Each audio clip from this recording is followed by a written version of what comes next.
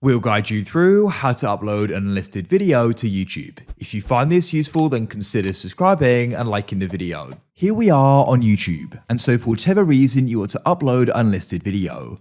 First of all, what is an unlisted video? An unlisted video is a video that's on YouTube, but it won't be visible across the YouTube search, and it won't be visible on the YouTube homepage and suggestions, etc. The only way people can go and get to it is if they've been added to a playlist potentially, but mainly the main way is going to be if you've got the link. So you give people the link and they can then go and click on it. You can upload private videos, but for people to view them, they need to go and be a approved person you've got added. So unlisted video is a great way of sharing between family and friends, but you don't want it across all of YouTube. So make sure there's full guides so you know what to do step by step. What you need to do is, first of all, you can come to the top right of YouTube and sign in if you haven't already.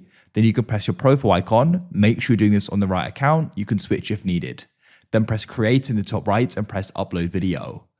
You'll then get taken to this page here and you can press select files, and you need to go and select the video that you want to do this with. So I'll go and select this video here. Now what you need to do is go and wait for it to start, and you can go and give this a title. So I can go and name this example. You can go and describe what it is. Add the description if you want. The thumbnail doesn't matter too much because people can't go and see that. The thumbnail doesn't matter too much as people won't really see it. You can add it to a playlist. I don't like to. And then what you can do is go and set the audience. It's not made for kids. I don't change anything else. Then you can press next in the bottom right. You can add video elements, but it's not really needed if it's just going to be unlisted. And then you can press next in the bottom right again. It'll need to go and do a check. And then what's the really key thing is when you press next. So now we're on visibility. What you need to do is make sure you go and select unlisted, and then it says anyone with the link can watch your video.